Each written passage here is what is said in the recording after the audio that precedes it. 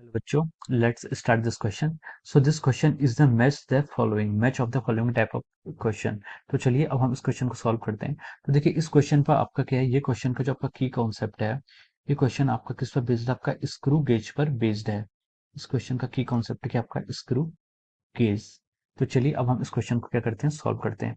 तो देखिए इसमें आपका मैच द फॉलोइंग है, कॉलम ए से कॉलम ए बी को आपको मैच करना है. तो देखिए इसमें सबसे पहला जो ए है उसका आंसर देखते हैं.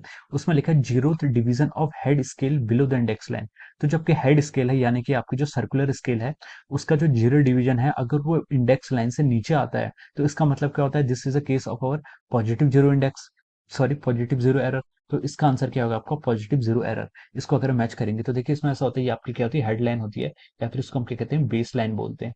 ये आपकी बेस लाइन होती है और ये आपकी क्या होती है, सर्कुलर रीडिंग आपकी. इस तरीके से इसमें बहुत सारे क्या होते हैं, आपके डिविजन्स होते हैं. तो अगर इसका जीरो, अगर ये आपकी ये हेड स्केल है और ये आपकी हेड स्केल अगर क्या होता है, आपके बेस लाइन से जीरो होता है, तो यहाँ पर जो आपका एरर आता है वो क्या आता है, आपका पॉजिटिव जीरो एरर. तो इसका ऑप्शन सी करेक्ट होगा. अब देखिए हम देखते हैं बी में आते हैं. बी में लिखा है zero division of head scale above index line. अगर इसका जीरो डिवीजन किया इंडेक्स लाइन के अबव आ जाता है, ये इंडेक्स लाइन मतलब बेस लाइन, बेस लाइन के अगर अबव आ जाता है, तो जो आपका एरर आता है वो क्या आता है, आपका नेगेटिव जीरो एरर. तो इसका बी का जो आपका ऑप्शन होगा वो क्या होगा, ए इज द राइट. अब आप सी पे आते हैं. सी पर उसने लिखा है कि zero division of the head scale coincide with the index line. अगर जीरो डिवीजन क्या होता है, आपका हेड स्केल का इंडेक्स लाइन से कोइंसाइड कर जाता है, तो उसका मतलब है कि उसमें कोई एरर ही नहीं है. एरर ही नहीं है मतलब वो सबसे आपका एक्यूरेट इंस्ट्रूमेंट है. तो हम बोल सकते हैं कि यहाँ पर इसका ऑप्शन होगा नो जीरो एरर. डी यहाँ पर इसका करेक्ट होगा.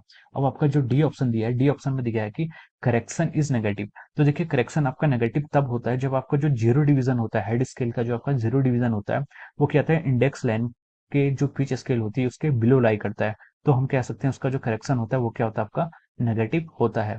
तो यहाँ पर जो आपका इसका सही आंसर आएगा वो आएगा आपका इसका पॉजिटिव जीरो एरर. क्योंकि अगर बिलो लाई कर रहा है, तो बिलो लाई करेगा तो हेड स्केल का हो, तो बेस लाइन से आगे या फिर इंडेक्स लाइन से बिलो लाई करेगा तो आपका जो एरर आएगा वो क्या आएगा, पॉजिटिव आएगा.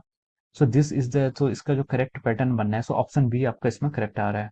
तो हम इसमें अगर इसको मैच करें तो option B will be the right answer. तो हम देख सकते हैं कि this option B will be the right answer of this MCQ. So I hope you all understood this concept. Thank you so much and all the best.